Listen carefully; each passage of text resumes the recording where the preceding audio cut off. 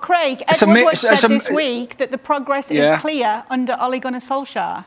Well, well, quite frankly, he hasn't got a clue about what's happening on the football field. Let's be straight about that. Look, all of a sudden, the rhetoric from Old Trafford and some of the protagonists is seconds good.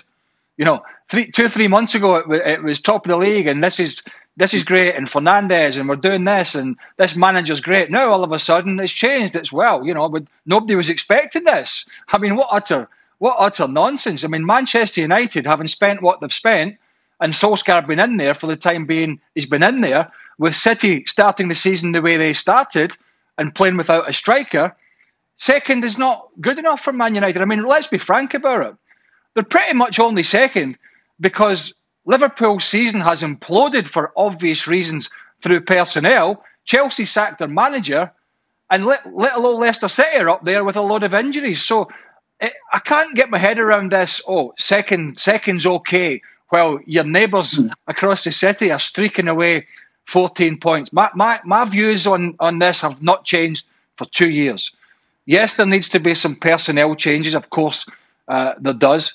But I think there has to be coaching changes as well at Manchester United. And I think whilst they keep the current regime, there'll always be an afterthought to Liverpool and Man City and maybe even Chelsea when Tuchel gets his feet under the carpet. And that's a decision that they have to make. But if Ed Woodward's saying there's progress, he's watching something different to what I'm watching. And you wonder, Ian, just how defining March could be for Manchester United. These are their upcoming fixtures, obviously the big one at the weekend.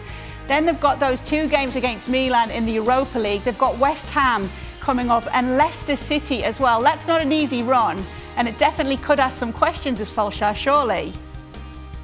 Well, absolutely, yeah. But, I mean, to be fair to Ole Gunnar Solskjaer and to come back at Craig, earlier on in the season, I remember being on this programme and everybody was laughing at the idea that Manchester United would get back into the top 4. Well, they're in second place at the moment. And nobody's going to catch Manchester City because nobody's in the same class as them. So they've gone 20-something games unbeaten away from home. So they're doing something right, Craig. They're not as awful, I think, as you're making out. And I think they held Manchester City to a goalless draw once.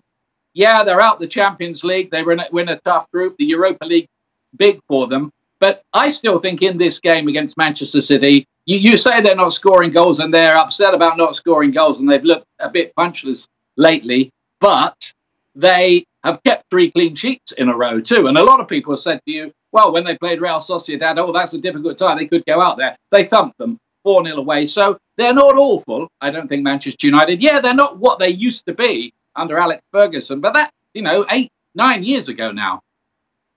Yeah, but do you just accept that? Whilst Liverpool have a struggling coach this year, but a great coach, while City have a great coach and a great side and are not going away, do you just accept that you have a manager who has got no real track record at this level of getting the job done?